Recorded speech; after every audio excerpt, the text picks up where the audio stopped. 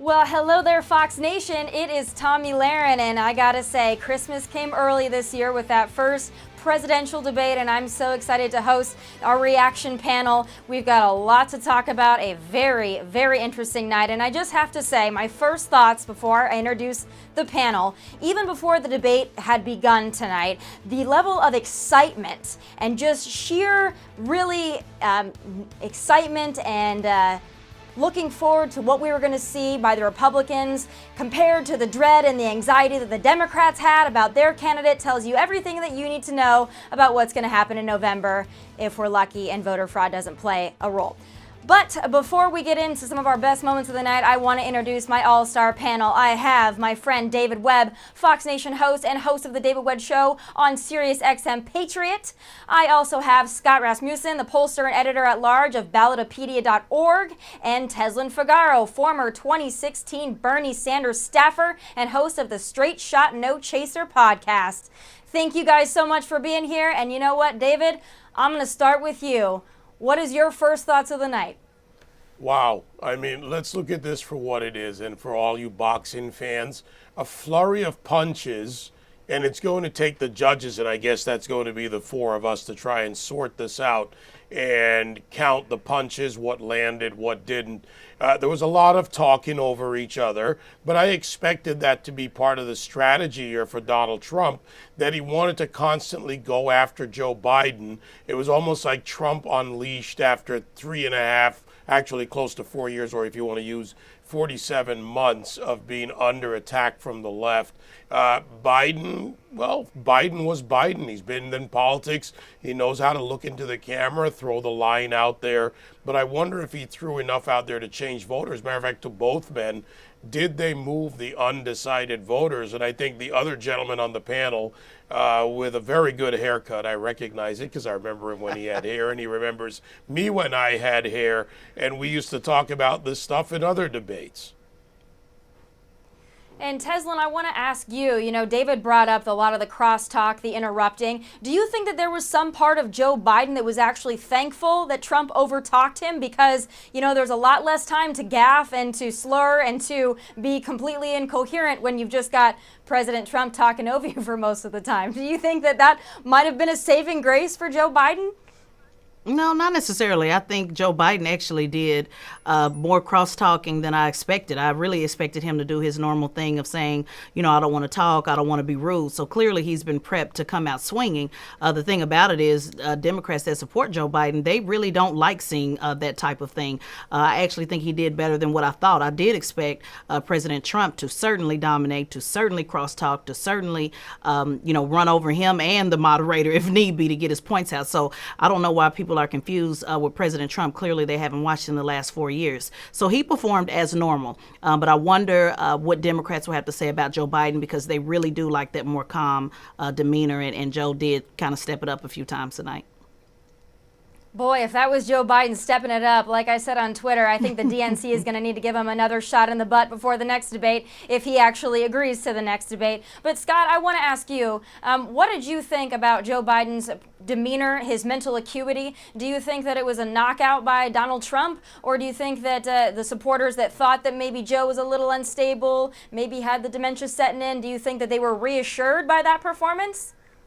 Well, you have to put this in the context that a lot of Republicans assumed that Joe Biden would disqualify himself tonight. I don't think that happened. On the other hand, he certainly didn't close the deal, didn't convince people he's the person to be the next president. There were some discussions on issues that put the former vice president in a difficult position. I'll be watching in the coming days to see how the progressive wing of the Democratic Party responds to Biden's comments about I am the Democratic Party, or I don't support the Green New Deal, or I don't support defunding the police.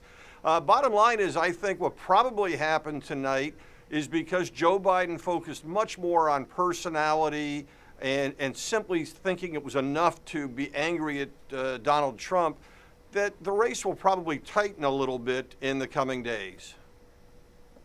You know, I want to talk about that, and we actually have a great clip about it because really right out of the gate, Donald Trump really turned to Joe Biden and said, listen, the left is not going to like you. Those in Wokesville are not going to like what you're saying because you're going against the manifesto, as he called it. Joe said there's no manifesto, but I know we have a clip of that. Let's take a look at that and see what you guys think. Woke Joe versus sane Joe. The vast majority of the American people would still not be in that option, number one. Joe, you Number agreed two. with Bernie Sanders, who's far did. left, on the manifesto, When we you- call it. when And that manifest- gives you socialized medicine. Look, hey, I'm you saying not you going didn't to agree? listen to him. The fact of the matter is, I beat Bernie Sanders. Not by much. I beat him a whole hell of a lot. I'm Not by here much. standing facing you, old buddy. Pocahontas would have left Well, 2 I days tell early. you, You would have lost every primary. All he knows how to on do Super is hurt. Tuesday. You got Look, very lucky. here's the deal. I got very lucky. I'm going to get very lucky tonight as well. And tonight I'm going to With make what? sure, because With what? here's the deal. Here's the deal. The fact is that everything he's saying so far is simply a lie. I'm not here to call out his lies. Everybody knows he's a liar. But you I just agree- want to Hey, make Joe, sure. Joe, you're the liar. I want to make sure. Graduated last in your class, not first in your class. I want to make Mr. sure. President, can you let him finish, sir? No, he doesn't know how to do that. He has, You'd be you know, surprised. you pick You'd be surprised. the Go ahead, wrong Joe. guy, Go, the go, wrong Joe, night at go. the wrong time. Listen, you agreed with Here's the Bernie deal. Sanders to the The manifesto. whole idea. Let Now you're him- disavowing it. There is no manifesto, number Please one. let him speak, Mr. Number President. two. You just lost the left. Oh, I love that moment. He lost the left. Now, Tezlyn, I have to go back to you because I know that you were on the Bernie Sanders campaign. Obviously, Bernie Sanders was brought up there. Donald Trump said, hey, if you're not agreeing with the Green New Deal, you're not agreeing with BLM, you're not agreeing with the manifesto, you've just lost the woke left. Do you think that's the case? Well, the people that agree with those things have never believed that Joe Biden would support those things. The only person that believed that was Bernard Sanders, but really he didn't believe it either when he decided to fold to Bernie Sanders. To Joe Biden. I can tell you that progressives everywhere probably excited that he got pushed into a corner and had to finally answer that question to once again expose that there was never any true intention for the free public option. But the reality is Joe Biden's always been a moderate. He's always, as far as progressives are concerned, he's always been Republican light. And so tonight you got a chance to see that. I know Republicans don't agree that he's Republican light, but as far as left-wing progressives, which I'm not, by the way, I did work for Bernie Sanders, but I'm not a socialist, it really just exposed what they have always said, that he is a moderate candidate and that's how he'll govern. Now, what he's promised people is another thing, but the reality is progressives never saw him as someone that was far left. In I other agree words, he with you lost on him a long that, time but ago. I think that we're all looking at his running mate Kamala and knowing that she's pushed him to the left, and then everybody kind of eyeing the fact that even they both have said the Harris administration. But David, you know, I want to play a shot and then I want to get your reaction to it, because when it comes to actually answering some of the questions regarding packing the court, Joe didn't really want to answer that one. Let's take a listen, and then David, I want your response. Vote and let your senators know how Are you gonna strongly pack you the feel. court? Vote now. gonna pack the Make court? sure you, in fact, let people know He doesn't wanna you're a answer the senator. question. I'm not going to answer the question Why because wouldn't you answer that because question? the You wanna question put a is lot of the new question Supreme Court is justices, the radical question, left. Would you Who shut is up, your, man? Listen, who is on your list, Joe? This Who's is on your so list? Right, gentlemen, I think This we've is ended so this. He's gonna pack the unprecedented. court. We have, We're not gonna give a list. we have ended this segment. We're going to move on to the second segment. That was really a productive segment, wasn't it? Keep yapping, man. The people understand, Joe. They sure do. 47 years you've done nothing. They understand. All right. So David, what do you think? Is he going to pack the court? Why won't he answer the question? Well, you know, I'm going to go back to something Tezlyn said, and she's got this one right. I just want to change the words a little bit, Tezlyn. Joe Biden is a creature of Washington, D.C. Joe Biden, through the course of his 40-plus years in Washington, D.C., has played to whatever audience is in front of him, because that's what the creature does. The creature says one thing when he's talking about Wall Street, and they're going to put y'all back in chains. He says another thing in a black church. He says another thing in a white suburban neighborhood. It depends on the audience he's speaking to. Joe Biden said, I'm the most progressive candidate in the race when he launched his campaign and lied about and clearly misrepresented what President Trump said in Charlottesville. But he also went on to make whatever claim was necessary and whatever deal was necessary with Bernie Sanders or with any other candidate moving forward. So the creature is what we're seeing here. And Tezlyn's right. Look, I don't agree with the Bernie Sanders policies, but Bernie Sanders is upfront and out there and honest about what his beliefs are. So is Elizabeth Warren and other candidates. Joe Biden plays to whatever's in the front, and this is what Americans, right, left, of all stripes politically or maybe even unaffiliated with anyone, believe is the problem, and that is in Washington, D.C.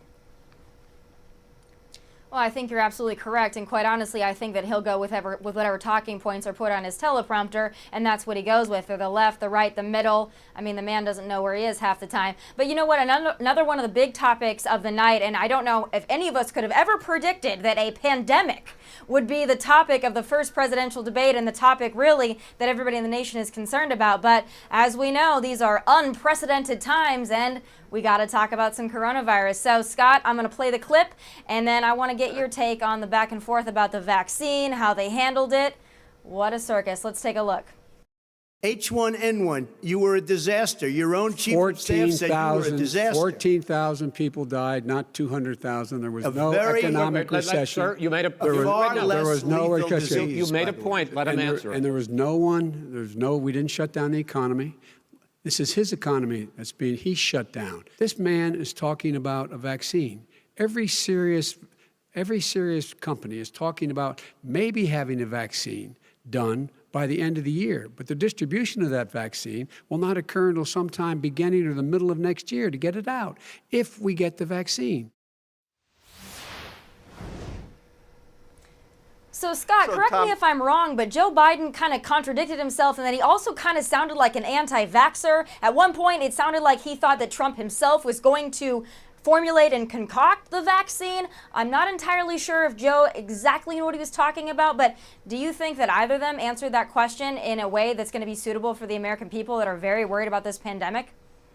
Well, the two campaigns have placed different bets on how the American people are responding to this pandemic. The Democrats, from the very beginning, have said the answer is we have to lock down everything that moves until it's safe, until we have enough evidence that the pandemic is totally gone, and then we can reopen things. The Republicans, from the beginning, have been saying we need to reopen, and they're looking a little bit faster, perhaps, at a reopening than some people are comfortable with. Right now, those two views are on display, and it's not about the vaccine, it's about an attitude. And I think the Biden campaign has made the bet that they are considering this idea of anything beyond total lockdown as being very reckless. You know, their campaign is not knocking on doors because they don't want to offend people whose doors they knock on. I think that's a mistake. The American people are very concerned about this. They do want to reopen the economy. They also want to do so in a cautious manner. And this is a bet. It's not really about energizing the Republican base or the Democratic base. And this issue, it is about addressing those people in the middle who bluntly don't trust either political party in Washington. Now, you know what, Scott, I agree with you on that point, but I will say this because I've said it before. I think if Republicans, not just Donald Trump, but Republicans all down the ballot run on reopening America and getting people back to work in a safe and responsible way, of course, but getting Americans back to work and ending these infringements, these lockdowns, especially in blue states like New York and California, I think that's a winning issue for the Republicans, and I think that Donald Trump was wise to talk about reopening the economy. But I got to tell you, Tezlyn, something that really frustrated me about Joe Biden, and I'm not even sure if he meant to do it, but in one breath, he basically said that Donald Trump destroyed the economy, and then in that same breath said, and we can't reopen. It's not safe. Help me dissect what happened there, because to me, it seems like he's contradicting himself. Yeah, well, again, the American people, particularly people that I know, they were just over this whole thing. The back and forth, the talking over, the blaming each other for either for the pandemic or how they responded to the pandemic. I think what people really want to know is, when will it be fixed? I don't agree that 100% lockdown is effective. My daughter goes back to school on Monday. I live in Texas. Texas has been open. There has been social distancing. I also know a lot of folks who got coronavirus that were able to survive, and I know folks that did not. So at some point, this really has to stop being a political issue, and that's the disappointing part. And what will be even more disappointing is that if all of a sudden on November 4th, the virus either goes away or there's a problem solved, no matter who wins. This is really just a game that is really, really hurting not just the middle class, but really the poor. They're losing jobs, losing opportunities. There is a way to go back to work, go back to school, and remain safe. I just believe that, and I know a lot of folks on the left don't, but I just know we cannot stay locked down for the next year. It just is ridiculous. It just makes no sense, and it's not logical. Tommy, if I could just interject here, I think Trump made a point for himself and won some points on this one. To Tezlyn's point, the American people are looking for a way to reopen. When he talked about the other issues, alcoholism didn't go away, depression didn't go away, abusive relationships didn't go away. People are trapped with their abusers under political house arrest. I've been in 3 states in the last week. And I've been in Virginia, Georgia, and South Carolina. And I can tell you that the attitudes in these states is vastly different and reflective of people that, like Tezlyn said, want to reopen, will find a way to do it, they will run their business, and they want to do it the American way, which is we'll innovate. Government can be there, but you can't come in and tell me how to run my restaurant right, or how to run my business in my office right, or even my farm right, depending on where you are. And Tommy, the polling right now shows that things are trending. The polling shows that things are trending in the direction of reopening. Pessimism about the pandemic is declining. It's still, people are very concerned. I don't want to overstate that, but when we ask about should we be reopening things more in your area or locking them down again, by a 49% to 36% margin, people say it is time to reopen more in our area. When we ask about, is the worst of the pandemic behind us? Well, not a lot of people are convinced of that yet, but the number is growing who do. And even a lot of the people who are unsure about it are saying, but we still have to be reopening. So it is an issue that is trending in the president's direction. It is an issue that is trending in favor of reopening. But there's still an awful lot of concern. And look, we're going to hear reports in the coming weeks about what actually happens with the pandemic, and that real world information will probably play a bigger role in the outcome than anything else that was said on the debate stage tonight. But Tommy, let me just say this agree, part, because I know you're from Dallas, so you know how things go in Texas. This is not always a Republican-Democrat thing. Houston is reopened, and that is ran by a Democrat mayor, Sylvester Turner. And the city is open. Missouri City is open. That is ran by a Democrat mayor because of how Texas likes to keep the economy going. So I don't think this is all necessarily just a Democrat-Republican thing. I really think it really comes down to the cities. I know it's easier to say, oh, it's all Democrat cities, but it's just not the case. California obviously is closed, and that is obviously Democratic. So we really do have to start looking at how does this work for each individual city. And there's states like Texas that have been able to survive in recessions and depressions when other states failed. So it really does come down to the state and how they operate. But a lot of Democrat mayors are also getting in line with opening up the city.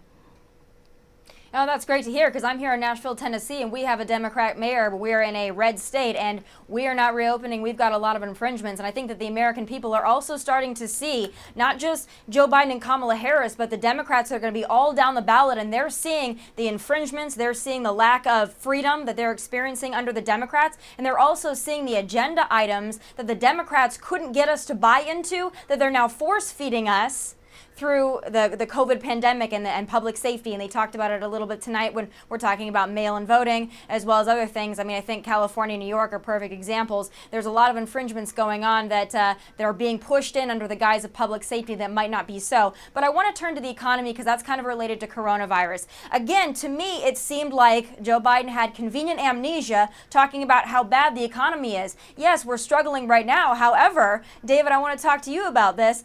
Before all of this, when you you and I were sitting in New York when we were at the Democratic debates, they did the same thing. They tried to convince us that President Trump destroyed the economy, and that was when the economy was thriving and doing magnificently. So, David, is that a winning argument that Donald Trump destroyed the economy and it's his fault? I don't really think it is. When you look at the economy and what has happened under Trump, and I think, Scott, you and I have been around a little while to remember this, there was a time when 5% unemployment was considered full employment around the country. That was kind of the broad measure of the U3 numbers. We got below that under the Trump economy. Biden tried to strike back with the number of jobs that were created in the Obama years, but it's the types of jobs that matter and the people that were being employed and their long-term employment potential. That was the remarkable change in the Trump economy.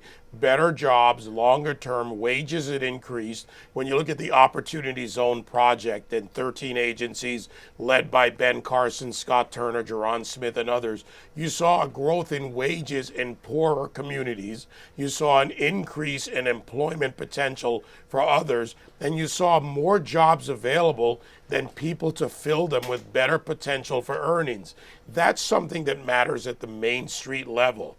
And Biden cannot counter that because he cannot put forward a tax plan that says, I'm going to take money from the people that employ you, and somehow they're still going to be able to employ you. Corporations are people made by people that employ people. And if you destroy the corporate structure, you destroy the jobs in the economy. You know, David, well, I think that it would have been great if we could have, and Scott, I want to ask you about this. Do you think that it should have been asked of Biden quite explicitly, will you raise taxes for the 80% of Americans that experienced tax cuts under President Trump? Do you think that was a fair question that should have been asked somewhere in that talk about the economy? Well, I'm sure that we will hear about that, and we will see that quote coming out a lot. We'll see that Biden clip played a lot. But I wanted to talk about a more fundamental problem that, you know, the Biden campaign the vice president tonight talked about how bad the economy was and that it was Trump's fault, and that he really had a tone overall of things are so much worse because of the way this president has handled his job. I'm old enough, I've been around enough elections that I remember when Ronald Reagan asked Jimmy Carter, or asked a debate audience, are you better off than you were 4 years ago? So I asked that polling question last week. Despite the pandemic, despite the fact that 40 million people were thrown out of work and only about half of them have come back, despite all the problems we've had, 49% of voters nationwide say they're better off today than they were 4 years ago. Now, that's not everybody. It's not an overwhelming, resounding success for the president's performance. But the fact that 49% believe they're better off than they were 4 years ago makes it very difficult to run a campaign like the Biden team wants to on the notion that everybody is feeling worse off. The next thing I want to talk about is also related to taxes, but it's related to Donald Trump's taxes. We have the clip of that. Let's take a look at that back and forth. I know that you pay a lot of other taxes, but I'm asking you the specific question. Is it true that you paid $750 in federal income taxes each of those 2 years? I paid millions of dollars in taxes, millions of dollars of income tax. And let me just tell you, there was a story in one of the papers. I paid $38 million 1 year. I paid $27 million. Show us your tax 1 year. returns. I went. You'll see it as soon as it's finished. You'll see it. You know, if you want to go to the Board of Elections. There's a 118-page or so report that says everything I have, every bank I have, I'm totally under-leveraged because the assets are extremely good, and I built Sir, a great company. I'm asking you a specific question, which is... let me tell you. I understand all of that. I understand all of that. No, Mr. President. Go ahead. I'm asking you a question. Will you tell us how much you paid in federal income taxes in 2016 and 2017? Millions of dollars. You paid millions of dollars? Millions of dollars, So yes. not 750? Millions of dollars, and you'll get to see it. And you'll get to see it. But let me just tell you, Chris, let me just tell you something, that it was the tax laws. I don't want to pay tax. Before I came here, I was a private developer. I was a private business people. Like every other private person, unless they're stupid, they go through the laws, and that's what it is. He passed a tax bill that gave us all these privileges for depreciation and for tax credits. We build a building and we get tax credits like the hotel on Pennsylvania Avenue. You get a massive, which, by the way, was given to me by the Obama administration, if you can believe that. Now, the man got fired right after that happened. But Vice President Biden, you want to respond? Yeah, I do want to respond. Look, the tax code that made him, put him in a position that he pays less tax than a school teacher makes, on the money a school teacher makes, is because of him he says he's smart because he can take advantage of the tax code. And he does take advantage of the tax code. That's why I'm going to eliminate the Trump tax cuts. And I'm going to eliminate those tax cuts and make sure that we invest in the people who, in fact, need the help. People out there need help. But why didn't you do it over the last 25 years? Because you weren't president. Because you weren't president screwing things up. You were a senator. And You're by the way, worst you were president America has ever had. Hey, Come Joe, on. Oh boy, there is a lot to unpack there. I don't even want to go into the back and forth. You're a lousy president, you're smart, you're not smart. We'll talk about some of those later. But I do want to talk about the merit of the question. Of course, the report that Trump paid $750. Tezlyn, what are your thoughts on that? Do you think that it is wise to pay as little in taxes as you possibly can legally? Or do you think that this is going to be a stain on President Trump? Well, what I do know is Republicans don't like paying taxes, so there's certainly no shaming President Trump when it comes to Republicans and paying taxes. But I think overall, people just really don't know what the truth is. You have one report saying he paid $750. Tonight he said he paid millions. Who do we believe at this point? Who is really the fact checker in this? And I to be honest with you, Tommy, I think people are just really, really exhausted. If President Trump wants to prove he pays millions of taxes, show the taxes. Will it make a difference with those who support President Trump? I don't think so. I also don't think it's going to make a difference with those who support Vice President Joe Biden. To me, was really just more of a entertainment, to be quite honest with you. I think people's minds are made up. We are close to about 30 days out before the election. I don't think the needle moved at all. I don't think taxes will move it. I don't think if he pays $750 or not will move it. I just think at this point, people are just ready to get to Election Day because people are mostly exhausted. At least that's, the type of folks that I talk to. They certainly watched tonight. I think it'll be record-breaking numbers when you look at who watched the debate tonight. But honestly, people really just don't know who to believe when it comes to the tax issue. Hey, Tommy, I've got to jump in here on this David, one, go ahead. if I may, because there's an important point that needs to be made here. And I want the people to take something away from this broadcast that's important. First of all, it's the wrong question being asked, no matter who's asking it by any moderator. The question isn't $750 in taxes or whatever. If you want to assess an actual person's wealth, you look at their earnings, you look at earnings statements. There are other ways to do that. You look at the revenue generated by the businesses. Now, Trump's right when he talks about depreciative value, when you look at debt or equity financing structure when it comes to the builders and the builder community, of which he's a large part. But we get caught up in the wrong question, which is how much did you pay in taxes versus revenue generated, economic activity generated, and what that means. And that is in the millions and hundreds of millions. Two, by the way, Tezlyn, I'm a Republican, and I don't mind paying the right amount of taxes for a flat or fair tax or fairer tax approach, because we do need to have a tax structure that supports our needs. The federal government has roles and responsibilities, so do the states. The problem with the tax code is it has been regressive over the years. From an economic standpoint, it is not written on the basis of economics. It is written on the basis of punishment for success. And like anyone else, the tax code is used by businesses and Americans to what they can do to avoid paying onerous taxes when you compile federal, state, and local taxes. So thanks for the lesson.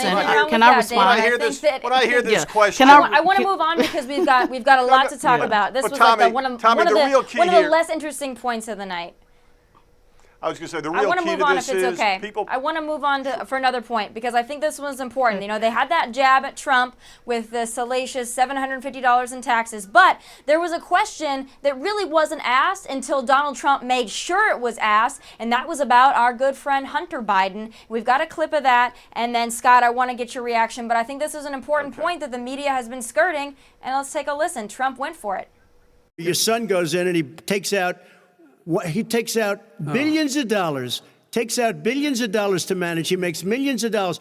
And also, while we're at it, Why is it, just out of curiosity, the mayor of Moscow's wife gave your son $3.5 million. What did he do to deserve it? What did he do with Burisma to deserve $183,000? None of that is true. Let him answer. None of that is true. Oh, really? He didn't get $3.5 million? Mr. President, Mr. President, please. Totally discredited. Totally discredited. Scott, what Tommy, do you think? I think the entire focus of the Biden effort on the president's taxes and on charges about his corruption are repeating the exact same mistake that the Clinton campaign made in 2016. And that is, they believe that most Americans believe most politicians are honest. And there is a belief in the Biden camp that, Trump is somehow exceptionally corrupt. The fact of the matter is, most Americans probably believe the president is lying about his taxes and has done things to advantage himself. And I can tell you that most people believe that Joe Biden has used his position to help his family and friends. And the reason people believe that is because they believe that's what politicians do. So no matter how much you hammer these points about taxes, it doesn't move the needle at all. And when you raise questions back about Hunter Biden, it doesn't move the needle the other way either. The American people are convinced that this is what politics is about. And I understand your point on that, but Donald Trump paying less in taxes, and again, he reiterated when he was discussing it that he's a businessman.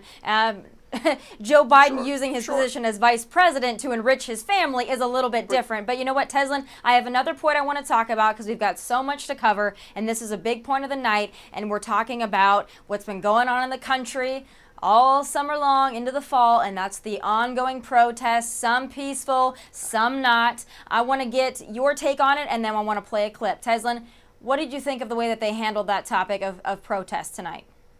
I think it was handled the way I expected it to. Certainly people are disappointed to hear President Trump tell the Proud Boys to stand by and stand down, or stand down and then stand by. What does that mean? You have the Proud Boys now on Twitter saying that they're ready to move forward and take on Antifa. So that's certainly not encouraging anti-violence. We know that Antifa certainly interrupts peaceful protesting. I've been on the ground with these families, not just talking about it from a commentator standpoint, but actually with these families on a daily basis. So they have never had any intent or wishes that someone would have violent protests. A lot of these things have been co-opted by Antifa, to be quite honest with you. So a lot of folks are not pleased with what President Trump said tonight, but it is certainly expected. But Biden says Antifa is an idea, not an organization, so the two can't be true. And I've been in these riots and I've been in these protests since, I would give it since 2014, with Ferguson being the most modern period, Freddie Gray in Baltimore. I've seen what's there, the elements that are there. And the fact is that the Democrat Party left it off their platform at the DNC. They didn't bring it forward in any form until it went to Kenosha, Wisconsin. And once it got to the middle of a country in a town of about 100,000 people, suddenly it was the Midwest, and Biden had to come out of his basement and they had to address it, and now they're trying to turn the narrative. So the violence is there. And by the way, 4 days ago, the administration put out a plan which they will go after KKK, Antifa, anyone else that acts like a domestic terrorist. That was laid out 4 days ago. So why didn't he condemn white supremacists? So why didn't he condemn white supremacists? Because a lot of these times in these riots that I was on, not with Freddie Gray, but no, he didn't. He didn't. Yes, Today he did not. Tonight, no, he didn't. Very, he talked very about, clearly did no. tonight. Very he clearly did not he say did tonight, white. No, he didn't. He didn't say white supremacists. He said Proud Boys. Run the clip. Your own statement about Antifa versus Biden's statement about Antifa. What do I need to wait? Hold on. Wait a minute. Let's be clear. Wait a minute. Let's be clear. I don't have to reconcile my statement because I'm not Joe Biden and I'm not running for president, nor am I a surrogate. No. That's on Joe Biden. So Joe Biden will have to reconcile that. I'm not a surrogate. I'm not looking for a job. I'm not looking for favor with either one of these candidates. I said that Antifa has interrupted a lot of peaceful protests as well as white supremacists. True. So I don't have to reconcile Joe Biden. He needs to reconcile that. I'm not running for president, sir. I want to play the clip of them talking about what a peaceful protest is and what it's not. Let's take a listen to how the candidates responded to that point. When Floyd was killed, when Mr. Floyd was killed, there was a peaceful protest in front of the White House. What did he do? He came out of his bunker, had the military use tear gas on him so he could walk across to a church and hold up a Bible. And then what happened after that? The bishop of that very church said that it was a disgrace. The general who was with him said all he ever wants to do is divide people, not unite people at all. This is a president who has used everything as a dog whistle to try to generate racist hatred, racist division. He did a crime bill, 1994, where you call them super predators, African Americans, the super predators, and they've never forgotten it. They've never forgotten it, Joe. No, sir, it's his 2 minutes. So you did that, and they call you a super predator, and I'm letting people out of jail now that you have treated the African American population community, you have treated the black community about as bad as anybody in this country. I don't think you have any law enforcement. You can't even say the word law enforcement, because if you say those words, you're going to lose all of your radical left supporters. Now, I want to comment on that because I thought that that was the moment of the night, and we're going to talk a little bit more about law and order. But, you know, just to give a sense, I think, David, you touched on a really important point when we're talking about when it came to Kenosha, when these protests came to Minneapolis, when they came to the heartland of our country. I think people are used to seeing those kind of disturbances in places like Seattle or Portland or Los Angeles or Chicago, New York City. They aren't used to seeing it in places like Minneapolis, Kenosha. They're not used to seeing it in Louisville, Kentucky. So I think that the American people, even those that were in the middle, maybe leaning more to the left, are looking at what happened with the destruction of our country, the burning down of cities, the looting, the rioting, and they're looking at these Democratic mayors who are not stepping in, and Donald Trump had to send in federal agents. And I think that that is a winning election issue. Joe Biden tried to put that on Kellyanne Conway. What she was saying there is that, yes, it does help the Trump administration that believes in law and order when you've got people burning and looting cities that the people can see with their naked eye because it's right in their front yard. But I want to get your take on that, Scott, from a polling perspective. How do you think this is going to play with the American people? Well, it's already been playing out. You know, back in June, shortly after the killing in Minneapolis, the people thought that most of the protests were peaceful, and they thought they were legitimate, and there were concerns about racial equality. And when the discussion was about civil rights, the president was not doing well. He fell behind by about 10 or 12 points in the polls. But over the last couple of months, more and more people are beginning to see these protests as primarily violent. 45% of voters are worried about them coming to their area. And when we ask about the most important issues, back in June, civil rights was a much higher priority than law and order. That has reversed now. Law and order is seen as a higher priority. That shift helps the president. And in terms of who it helps with, there are 17% of voters nationwide. Now think about this. This is 1 out of 6 voters nationwide who disapprove of President Trump, but also disapprove of the violent protests and the woke rhetoric about tearing down statues. This 17% of voters, they really don't want to vote for Donald Trump. But on this issue, they're beginning to have doubts about Joe Biden. Again, it might just impact turnout. It might impact the results. But as this issue has turned from a focus on civil rights to law and order, absolutely it has helped the president. If it continues to shift in that direction, it will help him a little bit more.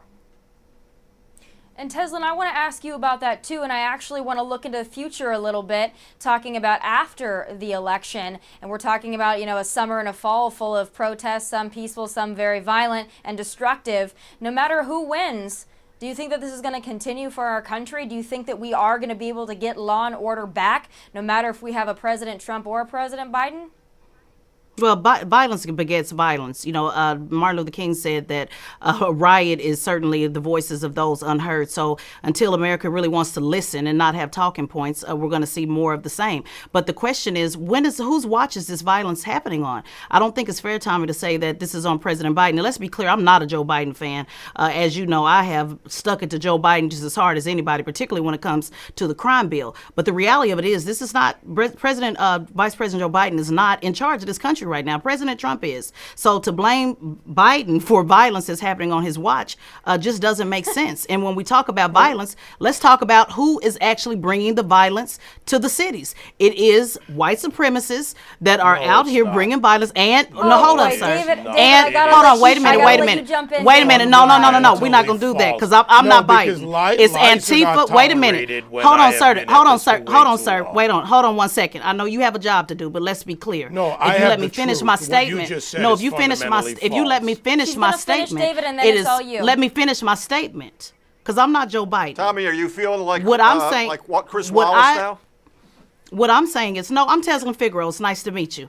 What I was saying is, it is Antifa as well as white supremacists that are causing destruction. It's certainly not black folks. There's been some black folks who have followed along, but it has not been the people that have been on the ground, like Untitled Freedom with Tamika Mallory, like me that's been on the ground with the George Floyd family, literally on the ground. It's been folks like us that have been fighting for civil rights, for equal justice, that have not caused riots and violence. And that's not saying it from somebody sitting back in a chair.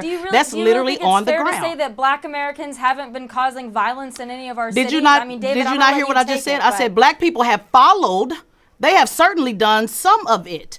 But when you go look at the clips and you see who's throwing, when you see the people that are masked up, who have masks on, who are throwing gasoline, who are burning down the police stations, who have literally caused this. When we talk about the woman that actually burned down Wendy's, that was a white woman, darling, not a black woman. So I'm not saying black people are not a part of it. Of course they are. Of course they have went along with the get along. But the reality is, it's not just on those of us who have been out there literally fighting for civil rights. You can't just put everybody in a big bowl. I don't have a problem saying Antifa, the left, the right. I don't give a damn, Tommy, as you know. I can charge anybody across the board. This is not a independent Republican Democrat thing for me. I'm an independent. I served in the military, sir. I was a police officer in the military. I have no issue with law and order. But at the same time, we have to be fair and say that this is not just one group. Some of these people are outside provocateurs that are causing destruction and are not doing the same things of groups like Until Freedom that is out there doing the right thing peacefully.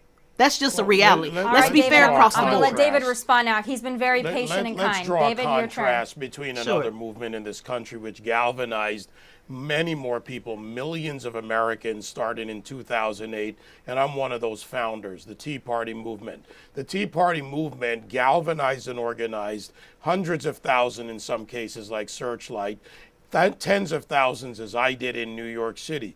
And what we did was we kept control of our movement. We didn't let outside elements come in. I'm not against you because I actually have been on the ground for years, long before you were on the ground. I've got a few years on you in these issues. And I've seen the peaceful people who do care about what's going on in their communities, but they're not in control of it. You're right about outside provocateurs, but what's missing from that are the big voices out there. And when you have voices that are not countered in the black community by people like, say, Patrisse Cullors or Alicia Garza, who outright state that they are trained Marxists, that are leading a Marxist movement, they're polluting it. And Black Lives Matter, those that want to be peaceful leaders, not like a Hawk Newsom from New York who says we'll burn the system down, maybe literally. If people don't come out and stand against them, then the go along to get along doesn't work because it hurts the very community. And when the protests and the riots are done,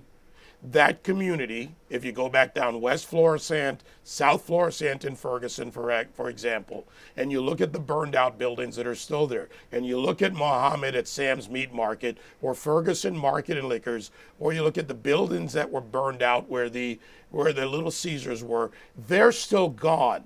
And that was from 2014.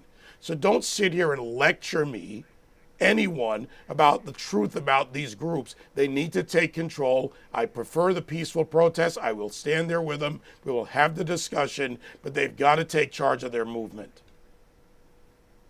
All right. Well, first of all, I didn't lecture you. I responded to you. Go ahead. Tezlyn, we could go on. I know that this is a hot topic. We could go on race relations all night, but we do have to wrap because our stream is ending. We got to go to bed and talk about this all day tomorrow. I want to thank you guys so much for being here.